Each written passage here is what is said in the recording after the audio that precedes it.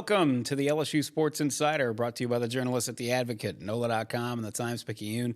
Perryn Keys here hanging out on a Monday morning, late Monday morning with the one, the only Koki Riley, who is back on the podcast after quite an absence. We had other things obviously to tend to.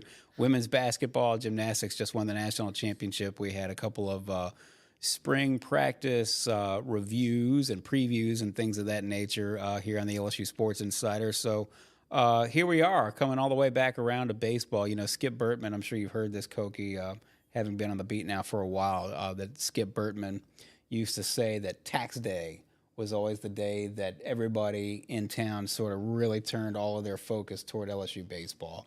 And here we are. We're 1 week past tax day, and how about that? The LSU baseball team actually won an SEC series. Yeah. So things are looking up. What better time to catch up with the LSU baseball program as they try to dig themselves out of a hole and see if they can't sneak into the NCAA tournament. They got a lot of work to do. And we will get into it. Here. How's life? Good. Yeah.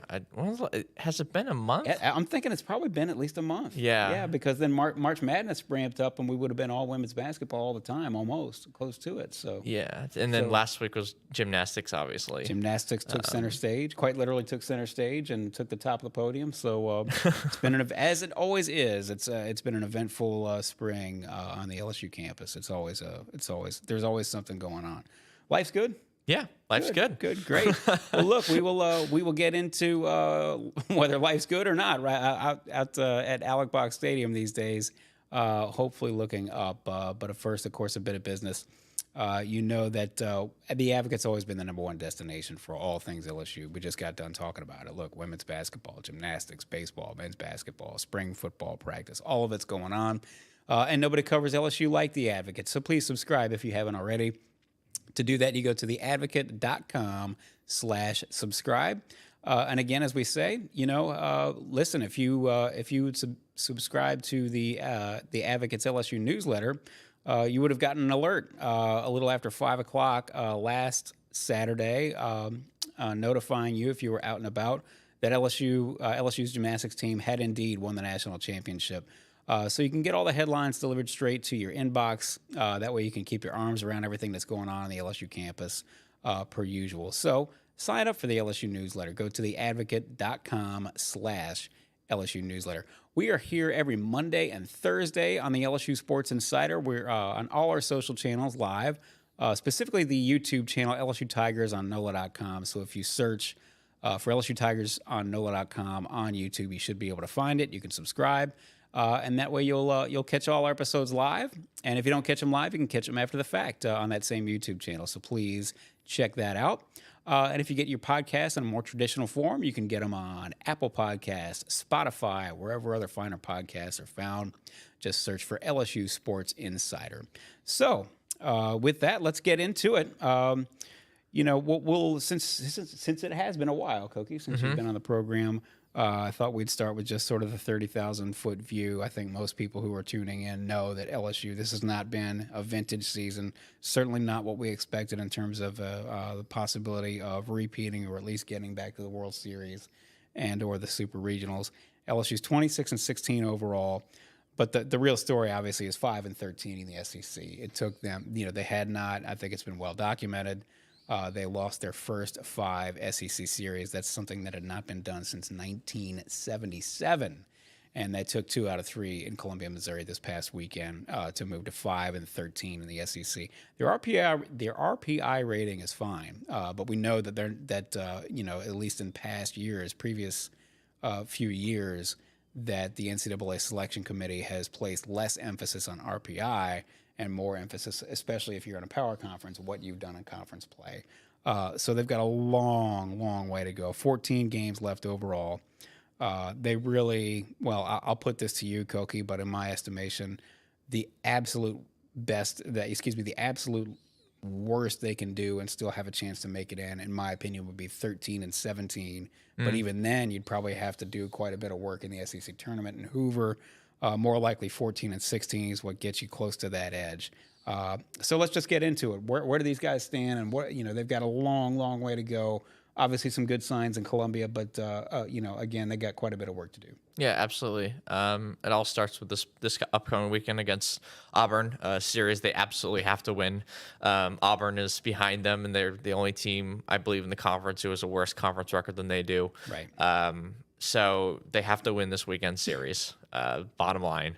And if they do that, then they face the number one team in the country next week in Texas A&M. They probably need to take a game from Texas A&M. They probably can't get swept. And then the next two series would kind of determine everything if those two things happen. If they win, 2 or 3 games this weekend, at least 2, hopefully 3 for their sake, and then one the weekend after. It's at Alabama, and you kind of have to win that series. Yep. Alabama's a tournament team; they're a pretty solid team. And that would just be a huge, resume booster and would get that record up closer to 13 wins in conference play, which is kind of where you want it to be. And then they face Ole Miss to finish out the season. And Ole Miss is another team that's sort of hanging around, like kind of near the bubble at the moment. Even though they haven't been very particularly impressive this season. I think LSU is the more talented team, but that's still not a guaranteed series win, even if it is at home. So, that's going to be a huge series for them as well. So the Alabama and Ole Miss series are really going to determine a lot if the next 2 weekends go as we think it's going to go. Even though that really hasn't been the case, not just with LSU, but with around college baseball this season. True. Expect the unexpected, right? So very much so. Maybe we should have expected some of this, and we'll get into this in a moment. But of course, Ole Miss won the national championship, then missed out on the tournament the next year. Mississippi State won the national championship, missed out on the tournament next year. It's something that we didn't see coming, and it's perplexing and puzzling and all those types of things because obviously, if you're an SEC baseball program, you have a tremendous advantage over most of the rest of the field, most of the rest of Division I. I would actually make the argument, never say never, and it's not to say that maybe you don't stun the world and take 2 out of 3 in College Station, but in all likelihood, because of the position that they've put themselves in or that they find themselves in, I would argue that if you don't sweep Auburn, you're gonna be real close. You're gonna be up against the wall. You have to go, if you're LSU, you have to go 8-4 just to get to 13-17. And so, staring down the barrel of Texas A&M and then Alabama on the road, those are a couple of pretty tall orders and would serve you just as well to be able to get 3 wins under your belt. But listen, nothing is guaranteed as we've seen this season. So we will see how that goes. We did not expect that Missouri was going to be a good team. They haven't been a good team for much of this season. Would have been great to sweep those guys, but you get 2 out of 3 instead. Bottom line is that you can't count on wins no matter where you're looking up and down this schedule. So, let's talk about where they go from here. We'll start off with, obviously, the weekend rotation has been mixed and matched and shuffled around and played with for much of this conference season. And so we're looking at the very least, we assume that Gage Jump, Luke Holman, those are going to be sort of the 2. We understand they're going to be somewhere in the rotation. Not necessarily a surprise moving forward if we see Nate Ackenhausen as your Sunday starter.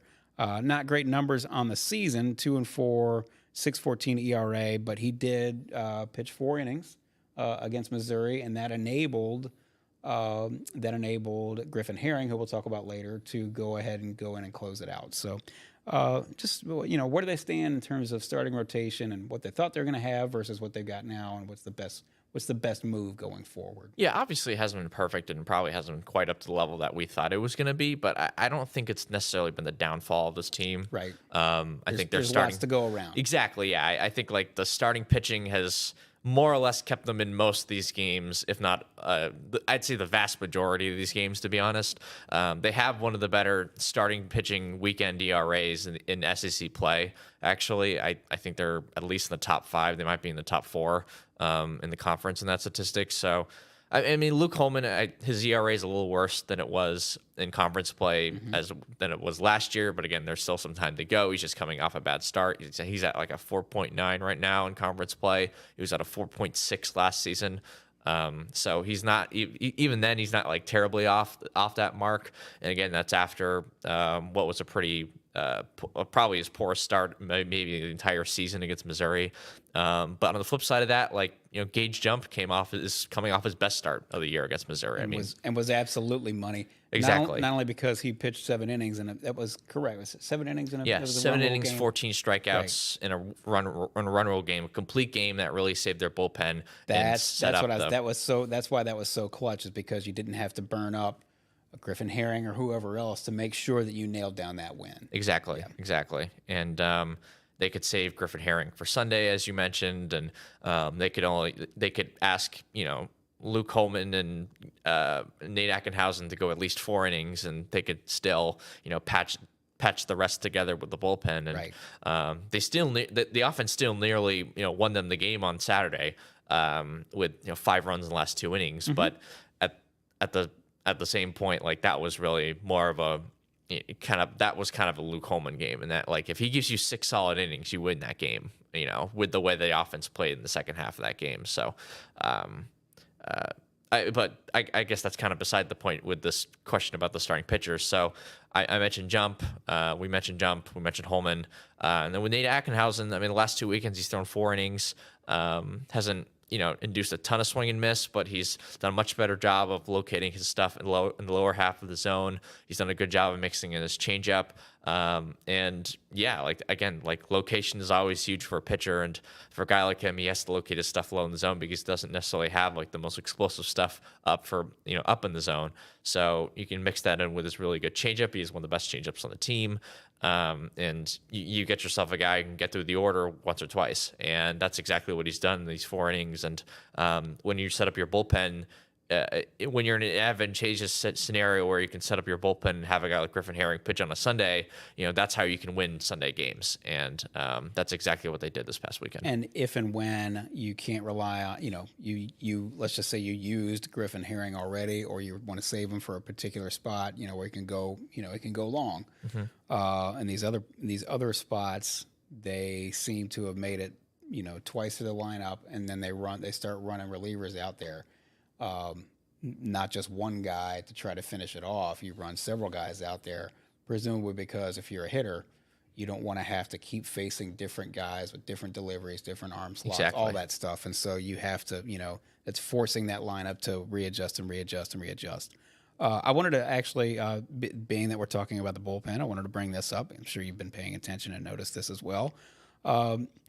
Probably out of necessity, but a little bit of change in philosophy. We're seeing more of guys like Cam Johnson, mm-hmm. or Micah Bucknam, more of Aiden Moffett. You're talking about a couple of guys there who can obviously throw from the left side. Of course, they had this staff is left-handed heavy, but these are pitchers with different attributes than maybe Jay Johnson was relying on earlier in the season. Yeah, younger guys with explosive fastballs. Yes. And with some control questions as well. Right. And the results have been better than what we saw in the first I'd say more like 4 weeks in the season, because they kind of implemented this in the 5th week. Uh-huh. The first 4 weeks of SEC play, but at the same time hasn't been perfect either. Right. But these guys are talented, right. So it'll be interesting to see how this sort of shapes out this weekend and moving forward, and seeing how much they're going to sort of stick to this. And then when I talk about the explosive fastballs, maybe some of the control issues, I'm talking with basically just Johnson and Moffett, right. In particular. Bucknam's kind of a different pitcher, compared to those two. But with Moffett, his first two innings in SEC play were kind of perfect. Yeah. 2 scoreless innings, and then the 3rd inning he threw against Tennessee, gave up a home run, but still 1 run in 3 innings. You'll take that, right? Especially given what you had seen, but before. But this past weekend, gave up a bunch of inherited runners, gave up an earned run himself. It was a rockier performance for him. Maybe part of it had to do with the fact that he's really velocity dependent on his fastball, and every fastball was lower in Missouri because of the weather, because of the wind. So that may have had a part to do with it, but who's to say? And then with Cam Johnson, he doesn't throw quite as hard as Moffett does, but he's still throwing mid-90s from the left exactly. side. That's useful. And I do want to add, though, he has a ton of extension with his fastball, right? So because he's so long and so big, right.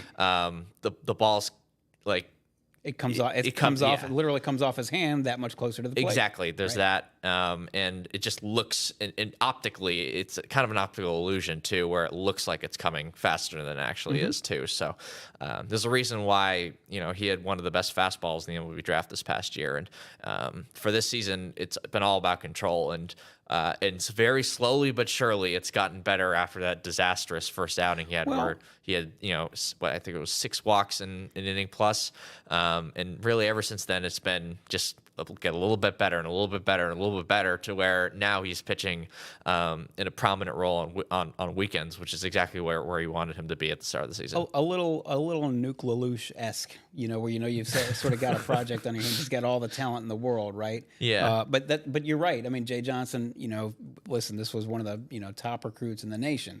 Somebody who you frankly probably didn't expect was going to make it to campus. But instead of just saying, well, hey, this guy's got all the talent in the world, we're going to throw him out there on a Saturday night and let him take the ball and try to get 5 innings. They seem to know from the jump that no, we're going to shepherd him along. And hopefully this is, again, this is 2 Skip Bertman references now in the last 20 minutes, but, Skip Bertman used to call it graduating. They would, the younger pitchers, you want to see them do it for a little while, and then he feels like they've graduated. They've walked across the stage, and there's somebody now who, yes, you can depend on. Don't know if Cam Johnson is there just yet, but this looks like, for all the things that have not gone the way you would have expected them to go this season, this may be one of these few things that, okay, this is coming along maybe a little bit more slowly than you thought or had hoped for, but it looks like it's still coming along. And Moffett's kind of this guy. Yeah, and I think Moffett's kind of a similar case, but extended out another whole season. Exactly. Because he technically didn't redshirt last year because he pitched in 1 inning. He walked, I want to say, 3 or 4 batters, didn't get an out, and then he came out of the game. Like, that was it. And it was a non-conference game during the middle of a blowout. Right. And that was his 2023. And then this season, though, we got to see him in non-conference games. He was pitching very well in non-conference games pretty consistently. You saw some of the control issues still pop up here and there, but for the most part, I think he only gave up like 1 or 2 runs against non-conference competition. Seemed like he could be a guy that they could go to in conference play if things really went wrong for them. And then things did end up going really wrong for them out of the bullpen. So now they're going to him, and I already mentioned his performances so far, but he doesn't have quite the extension that Cam Johnson has from the right side, but he can throw up to 99 miles an hour. So you have that, and he's kind of working on a little bit of a changeup to maybe turn him into a starter for next season. And then his slider that's a pitch that seems like he's improved this year in comparison to last. Not just in terms of location, but also in terms of just shape and movement. So with Johnson and Moffett, I think for the most part, you should look at sort of their development and their improvement throughout the season, and with Moffett, including last season, as positives for this team heading into the final stretch of play. Micah Bucknam, you mentioned it's a different style of pitcher. He's not the fireballer. But he's frankly, and I don't mean this in a mean-spirited way, but he's frankly somebody who I did not expect that LSU would be trying to depend on really even a little bit. Just tell us a little bit about what makes him, what has made him turn into a potentially useful reliever out of the pen. Yeah, absolutely. The interesting thing with Micah Bucknam is that when you just look at his resume, you're seeing a guy like, okay, he should probably help them out this season, because he was drafted out of high school. He's from Canada, which obviously my kind of guy, near and dear to your heart. He's from Canada, and he was actually drafted in the much later rounds in the MLB draft, and he went to the Cape League this past summer. Not all the young guys get that treatment. That's right. Like Aiden Moffett was in the Northwoods League, which is also a very good league, but the Cape League is where they sent Brady Neal. It's where they sent Paxton Kling. He was actually teammates with those guys at Yarmouth with the YD Red Sox, and he didn't pitch a ton last season, but he actually did get, I think, an inning or 2 in conference play. He has not the most explosive fastball as we've sort of talked about, but pretty compact delivery, pretty good slider. And then this season, he's added a sinker. And the reason why the sinker has been kind of big for him, at least the last time he spoke with us in the media, was because it's another pitch that, instead of the fastball, his fastball it goes inside the left-handers and breaks outside. Yeah, breaks outside but the sinker would breaks the other way. So it's two different pitches that can break either way, but the sinker also has similar velocities to the fastball. So you're not sort of losing that velocity, and you have two pitches that break in different ways to get different guys out at both sides of the plate. And he sort of was playing around with grips, and Terry Rooney, who is kind of more of their recruiting guru, I'd say, but he has a ton of experience as a pitching coach, was LSU's pitching coach back when Paul Maneri was the coach here, and I think it was 2006, 2007, 2008 range. He sort of taught him this grip, and he kind of honed it over after, really just a week or so, and then started throwing it a little bit, and it became sort of an effective pitch for him. That and just improved control, as we've talked about with a lot of these guys, has sort of seen him elevate into more of a weekend role. And the results haven't been quite as good as it's been with Moffett and Johnson, but at the same time, he's not walking a ton of guys. He's not giving up a ton of hits. It's been mostly, a home run here or a home run there. So he's a guy that just at least keep an eye out for as we head into the, this final stretch of the season. This is the LSU Sports Insider, brought to you by the journalists at theadvocate.com, the Advocate, NOLA.com, and the Times-Picayune, and theadvocate.com. You know where to find all our writers' great work. That is at theadvocate.com and NOLA.com. Again, we cover LSU, all LSU sports like no other. So please subscribe to The Advocate and to NOLA.com if you have not already, whether that's in print or digital. You go to theadvocate.com/subscribe. And again, as we always say, there is always a ton going on at LSU, seemingly sometimes semi-controversial. There's nothing semi-controversial about baseball season, thankfully, other than the fact that they're not doing as well as, obviously, all the fans in Alex Box would hope. Nonetheless, get everything delivered straight to your inbox with the LSU newsletter. You get all the headlines sent there. You don't have to go looking all over for them. And so you can sign up at theadvocate.com/LSU newsletter. We are here on the LSU Sports Insider on Mondays and Thursdays on all our social channels, specifically the YouTube channel, LSU Tigers on NOLA.com. Just search for that on YouTube. You should be able to find it. You should be able to subscribe. You can catch us live then on Mondays and Thursdays. And if you don't catch us live, you can catch us anytime after the fact on all those same social channels and the YouTube channel. If you don't like it, if you don't like your podcast that way, you can get it one of the more traditional ways, which is, of course, on Apple Podcasts, Spotify, wherever other finer podcasts are found. Just search for the LSU Sports Insider. So let's talk a little bit about some position players. Well, one position player, and then, of course, Griffin Herring, who we've mentioned a couple times. Two players who are coming on, who, there have been several bright spots on this team, despite all the disappointments. One of them, maybe the biggest bright spot, the most encouraging thing, especially for going forward, not only the rest of the season, but for a year or two to come after that, is Ashton Larson.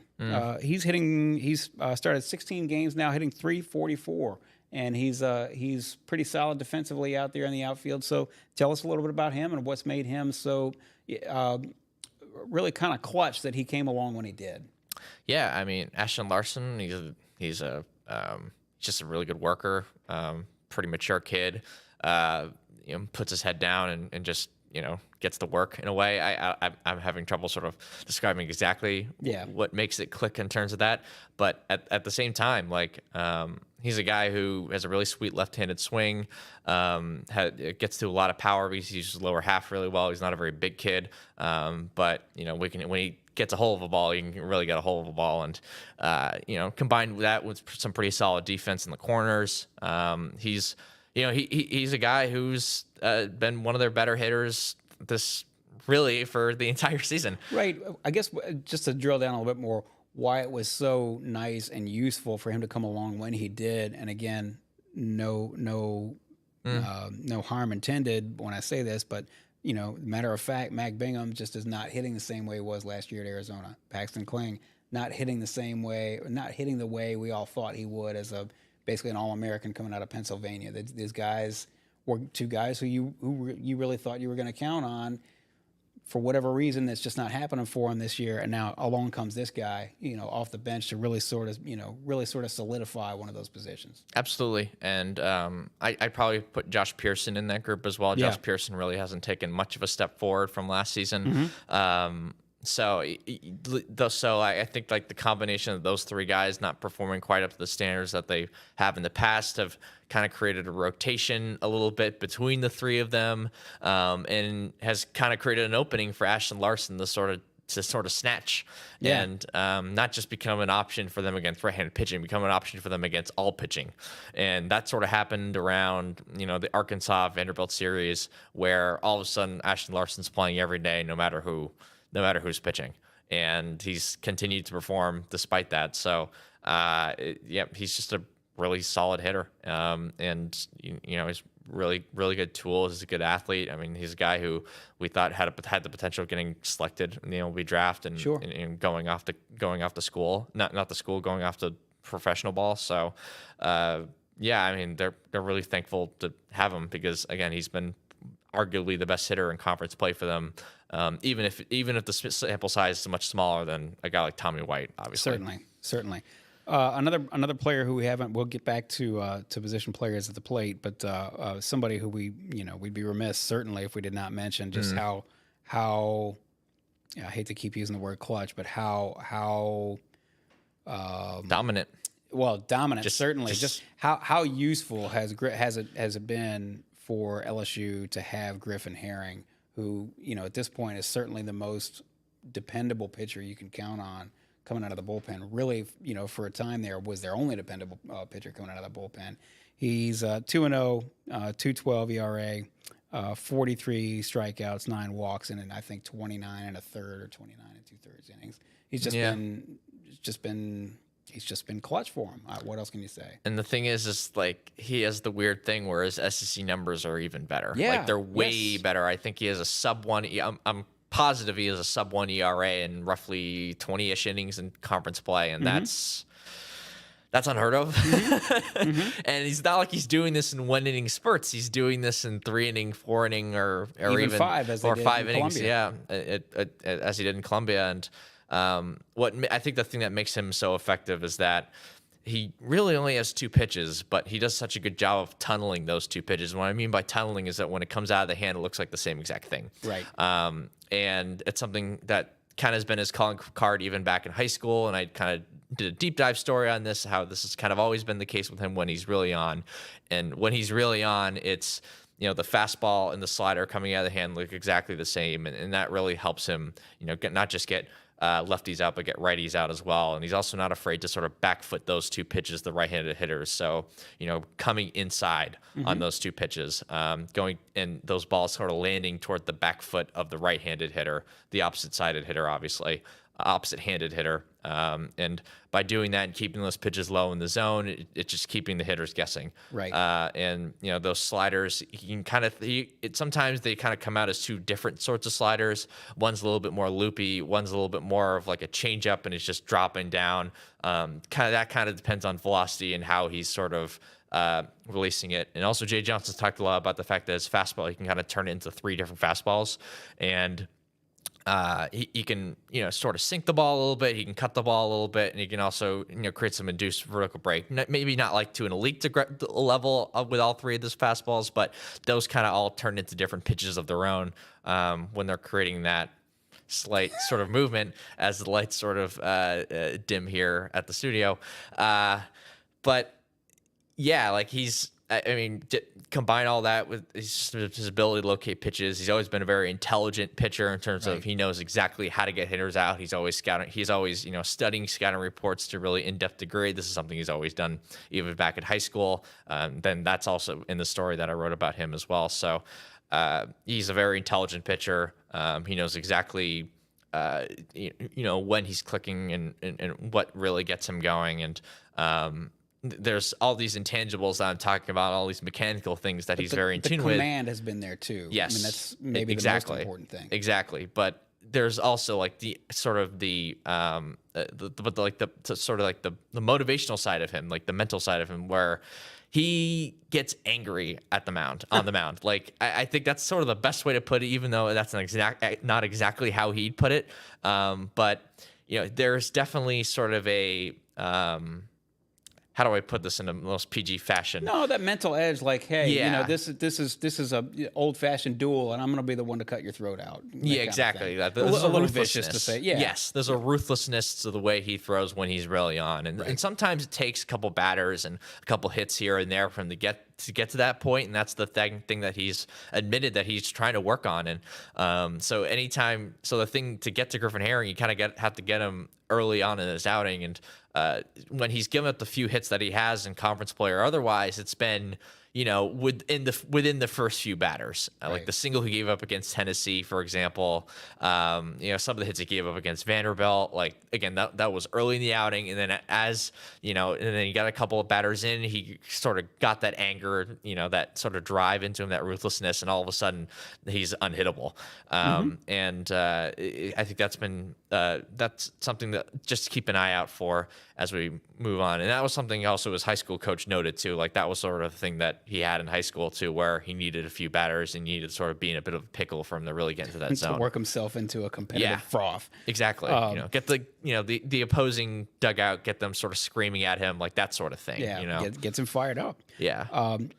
Certainly great to have him. And if you're LSU, wouldn't it be great to be able to save him for in other words, you'd maybe ideally, and who knows what's going to happen, in a given baseball game, particularly with these two teams, LSU and Auburn. But wouldn't it be great to, go out and win comfortably 7-2 or something like that on Friday night, and then you've got them in your back pocket, if you really get yourself in a spot, you find yourself needing a win, and you're either in trouble or you're in need of bringing a long reliever out. A couple of bright spots here, really throughout. I was going to say really throughout the season for my money, because and let's not get ahead of ourselves. I'm talking about Michael Braswell. Michael Braswell. I know you were there, obviously in Houston. I'm thinking about the Texas game. Seemed like he found a way to get on base every time, and that's just one game, but it's sort of emblematic of. I think it's well known. Jay Johnson brought him in. We knew he could play defense. His batting average wasn't great when he was at South Carolina. Jay Johnson thought he could make a good SEC hitter out of him. Not every experiment's worked out well for LSU, but this has been an experiment that's worked out well for LSU. He's .463 on base percentage in SEC play, which is about as good as you could ever hope to have. Yeah, absolutely. He does a really good job of taking walks when they're there. I think he's actually kind of improved in this aspect of driving the ball a little bit more, hitting some more doubles. I don't think he's just a home run guy. I think that might be sort of a strength thing, maybe. But at the same time, like he's hitting just a lot more doubles this year than he ever has before, and you're just seeing that in just an improved approach, an improved mechanical approach in terms of using his core better, using his lower half better, not being as handsy as a hitter, staying back, driving the ball. He's hitting the ball to all fields really, and he's just done a really good job. And I think he's always had I think one of the reasons why Jay Johnson thought he could sort of, I guess, quote unquote fix him as a hitter is because he already had a pretty good eye at the plate. Like his on base percentages, his walk rates, like they were pretty good at South Carolina. It was just a matter of he just sort of threw his hands at them. Yeah, he just sort of threw his hands at the ball. He was very handsy. He wasn't really driving the ball. Wasn't really hitting doubles. And then now that's what he's been doing at LSU, and he's done a much better job of maximizing contact and even improving the eye at the plate that he already had. So, and really that's been kind of the case with this team over the last 3 or 4 games, is that they've done just a much better job of being selective at the plate and driving the ball. And you saw that with 5 home runs against a pretty decent Nichols team on Tuesday. That's probably one of the better, if not the best, midweek team that they'll face during conference play this season. And then against Missouri, obviously they hit a ton of home runs. Steven Milam hit 2. And I mean hit one against Nichols and hit one against Missouri, that's a guy who we thought probably wouldn't hit 1 this season. So that kind of comes to tell you that, and Jay Johnson pointed this out, that this team's just doing a much better job at taking strikes. Yeah. And that sounds like a weird thing to say, but as Jay Johnson says, like a strike is better than an out. So what he means by that is you want to be swinging at the pitches that you can drive, not just you don't swing at the strikes. If it's a strike that you can't do anything with, then why Exactly. bother? Exactly. Live to fight another day, so to speak. Somebody else who's obviously driving the ball very well is the big Grizzly, Jared Jones, 18 homers. He's not going to lead the SEC. I think Charlie kind of looks like he's going to run away with that. Him and Caglione are kind of in a bear fight for that. Yeah. But Jared Jones obviously has done his part and then some, 18 homers and hitting 299 now in the season. Yeah, and I hate to say this, it's almost kind of a shame how well he's played for this season for LSU because he's draft eligible. Right. And given the way that he's played, you'd figure that he's going to garner a lot of interest from MLB teams. And I can say the same exact thing for Griffin Herring, even if Griffin Herring hasn't quote unquote started. Mm-hmm. He's thrown 3, 4, 5 inning outings, and that's kind of starter innings. And obviously, given that I don't have to explain why he's been so good or why MLB teams would be interested in him because of what we just talked about. But he's definitely a guy who. Those are two guys who are sophomores but are draft eligible who will get a lot of interest from Major League Baseball. How that will turn out, we have a couple months before we can get into that. Right. But I do think it's worth noting. But with Jared, he's improved a ton defensively. He just seems a lot more agile and comfortable around the base. Comfortable and natural. Would be the word I would use. Yeah, he just seems a lot more natural. Like he's actually played some time at first base, which last season gave him the time to actually, spend time playing first base. Right. And then at the plate, he's kind of with Michael Braswell. He's just been more selective. He's done a really good job of, battling back with 2 strikes. Right. So this happened a lot in the Tennessee series, especially, but where he'd get down 0-2, he'd get down 1-2, and he'd work a walk. Mm-hmm. And that's the sort of stuff that he wasn't doing even at the very beginning of this season. And right. He's done a much better job of laying off breaking stuff. His stance is sort of improved where he's just a lot more agile, not taking as much of a not having as much of a leg kick, and that's just sort of creating a much more agile approach to the plate and giving him a much better approach with 2 strikes. So, combine all those sort of things and some of the Jay Johnson approach and Jay Johnson philosophy as a hitter, and all of a sudden you're getting a guy who is hitting a lot more homers because when he touches the ball, it goes out. He hit a ball that went 440-ish feet. On Tuesday, one of the longest home runs I've seen an LSU player hit here. Quite frankly, it went over the batter's eye in center field. That's really hard to do. Yep. And he doesn't need to generate a big leg kick and have a giant swing to hit balls out. He has, because he's already got that leverage. Yeah, because he has major league power right now. Maybe it's not 80 grade Jack Caglione hitting the ball 500 feet of power, but he has major league power right now, and it's just a matter of him improving as just a pure hitter. Right. And it's taken a little bit of time, but I think we've definitely seen that with him this season. Both of these guys are, in my opinion, and you feel free to disagree with me, obviously, are sort of emblematic, different types of hitters, obviously, but emblematic of sort of the best of when Jay Johnson gets the most out of somebody, which Jay Johnson's never going to be, just, kill yourself in a weight room and then go out there and rip it. That's not, Jay Johnson's never going to have, he's never going to have somebody take that approach at the plate. It's going to be a whole lot more analytical, a whole lot more technical, a whole lot more thoughtful. Exactly. Yeah. So that's a great way to put it. And the thing he's talked about a lot this season is how this year, this roster is almost kind of backwards where they have a lot of power, but they need to work on the thing they need to work on is being a pure hitter and being a hitter and being a good hitter. And usually with teams in the past, he would have, good hitters that he'd need to physically train into getting more power and turning some of those singles into doubles and doubles into homers. And this team's kind of the opposite, because I think maybe the ultimate strength of this team, outside of just Griffin Herring being that dominant, is their power. This team hits a lot of home runs, and that's a good thing. And the fact that driving the ball and hitting it out and scoring quick runs is a good thing.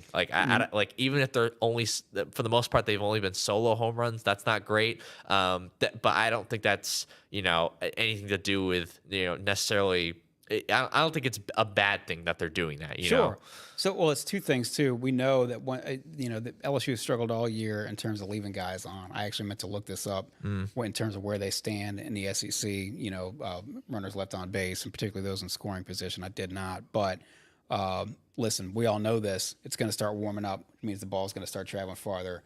Maybe you can start. Maybe this offense is ready to really sort of start to take off, certainly in a way that it had not taken off for much of this season. And this weekend it should take off because of Auburn. Auburn's just not a very good pitching team. That's right. That's really the problem with that team. I don't think they have anyone who's had more than 4 starts in conference play, which is that's a wild. Sign that you're mixing and matching and still trying to figure this thing out, and you haven't figured it out yet. Exactly. That is their problem right now. Right. And they have 4 or 5 pretty good hitters, so it's not going to be a walk in the park for the pitching staff and their schedule. Auburn's schedule, like we've talked about LSU schedule and the 4 or 5 week stretch they had to start this season. Auburn's schedule has been even tougher. If LSU plays up to their potential, plays like they did even last weekend, they should win this series. So LSU versus Auburn to close this out, 6:30 p.m. Friday, 6 o'clock on Saturday, 1 o'clock on Sunday, all on the SEC Network Plus. You're going to have to stream this to watch it if you're not out at Alec Box. You brought it up. If they win this series, 2 out of 3, listen, you gotta win the first before you can worry about the second and third. But 2 out of 3, is that enough against Auburn? I told you where I stand. It's like you almost feel like you have to sweep these guys, honestly. And of course, we don't know. I mean, who knows? As I said before, maybe you go out there and stun the world and take 2 out of 3 at Texas A&M, and so 2 out of 3 against Auburn doesn't look as bad coming out of the weekend as maybe it would have. But is 2 out of 3 enough? I think barely so, because some examples to use here, like Ole Miss made the tournament the year they won the national championship. They were the last team in, and as everyone knows, they won 14 SEC games, right? And really didn't do much of anything in the SEC tournament. The 2021 LSU team that just snuck into the tournament, they only won 13 conference games. They didn't win a game in the SEC tournament. They were one and done, and they still made it. So you need to be around 13 or 14 conference wins, and I think if they do that, they'll at least have a decent shot of getting in. And I think they need to do that, and they need to win 1 game in the SEC tournament. Right now, actually, funnily enough, they're not in the SEC tournament. No, they're not. And I think if I had to bet right now, just given the way that their schedule has lined out in the second half of the season, they'll make it. But it's not a guarantee either. So first you have to make the SEC tournament.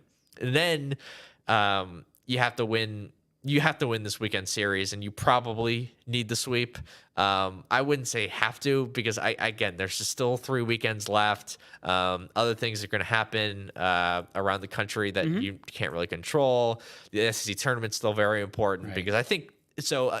I'll put it this way though. I think winning a game in the SEC tournament is going to be more important than sweeping this weekend. And I think the Alabama series is going to be more important than whatever happens this weekend. That makes sense. Just given where everything stands at the moment. So, and the reason why I mentioned the SEC tournament, why that's so important, is because if you lose one and done that early in the weekend on Tuesday or Wednesday, you're forgotten. You're forgotten, and your fate is no longer in your hands. Correct. That's the problem with that, and you're just leaving things up to chance and hoping there aren't too many bid stealers. Well, I was going to say, hoping there's not any bid thieves, from the West Coast Conference or something. Some 500 team in the West Coast Conference that finished 6th. All of a sudden, they win their tournament. Yeah, well, they're an automatic qualifier. Or like a Tulane last year that went 19-40, but they won their conference tournament. Exactly. That leaves that much smaller room for error. Exactly. Then. Yes. But if you win a game, you get thrown into the double elimination format. Even if you lose those 2 games, you're out on your Friday. RPI has gone up a little bit better because of quality of competition too. Exactly. So it's not they just have to get into the double elimination format, because once they do that, I wouldn't say it's gravy, because we'll have to see what happens in the regular season. They might still need a win or two. Because they might still need a win or two, or more, or just win out. You never know, because it's baseball, it's unpredictable, right? But I think winning a game in the SEC tournament, I think almost no matter what, unless they like sweep A&M, unless they win 6 straight, right? Then all of a sudden they're a tournament team again, right? Before they even get to the Bama series. But again, that's a crazy one, like it's a tall order right there. Like a 1 percentile outcome, right?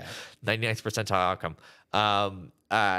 So that's pretty much the breakdown, I'd say. I mean, but if they lose this weekend series, then it's kind of getting. Then you have to win the A&M series, maybe even sweep it, and then it gets really dark for them in a hurry. If you lose that series, I'm gonna do some math right quick. Well, I better not because I'm gonna get myself in trouble. But if you lose that series, you're talking about having to go better. You as you stand right now, you need at least 7 wins. Yeah, probably. as you stand right now, you need we figure you need to they either need to go 8-4 or 9-3 the rest of the way. So now if that includes the number 1 team in the country, and then a trip on the road against a team that could maybe host if things go right for them. So it will take a lot. It will take a lot. It's not to say it can't be done. We've seen crazier things. Lord knows we've seen crazier things out at Alec Box over the past 30 years. So never say never, and we will see what happens. But we're past tax day now. The weather is up into the 80s here in Baton Rouge. So it's time. People have got their crawfish boils lined up. They're gonna focus all their energy and attention to the LSU baseball team and the rest of the LSU baseball season to see where exactly the Tigers might wind up. They're almost certainly going to be on the road for the regionals. They will be on the road for the regionals. It's just a matter of whether they can make it in to get to the regionals, and then you see what happens. So. But of course, we will be here for it all. Koki will be there for it all, no matter where the LSU season takes us. And so please stay with us and stick with us and join us. If you haven't already subscribed to The Advocate, go to theadvocate.com/subscribe to join us and join all the fun. And to stay up to date with everything, there's still obviously plenty going on. Listen, the NFL draft is Thursday, Friday, and Saturday. You want to keep up to date with all the LSU draftees going in the draft and where they're going to go. Comings and goings still in the transfer portal with LSU football. The LSU women obviously picked up 3 guards via the transfer portal. Long story short, there's a lot going on. There's always a lot going on in the spring, as we say, out on campus. So to keep your head all the way around it, you can get all the headlines delivered straight to your inbox with our LSU newsletter. And to sign up for that LSU newsletter, you go to theadvocate.com/LSU newsletter. We are here every Monday and Thursday on Apple Podcasts, Spotify, wherever other finer podcasts are found. Just search for LSU Sports Insider. And of course, we're here every Monday and Thursday live on all our social channels, specifically the YouTube channel LSU Tigers on NOLA.com. So search for LSU Tigers on NOLA.com on YouTube. That way you can find us there. You can subscribe, and you can catch us live on Mondays and Thursdays. And if you don't catch us live, as we say, you can always catch us there on that same YouTube channel after the fact. Koki, it's been a pleasure. You got a little break. You're geared up for the stretch run now. We'll see what happens. Absolutely. Pennant chases are always fun, even if this particular pennant chase is trying to get yourself into the SEC tournament instead of winning the SEC championship. So, and in the middle of all this, I'm sure our viewers on YouTube could see the lights went out, or some of the lights went out in the middle of this show. So now I guess Koki and I are going to go have a little candlelight lunch or something. So anyway, we appreciate you guys all tuning in and listening in. For Koki Riley, for Robert Young behind the glass, my name's Perryn Keys. This has been the LSU Sports Insider.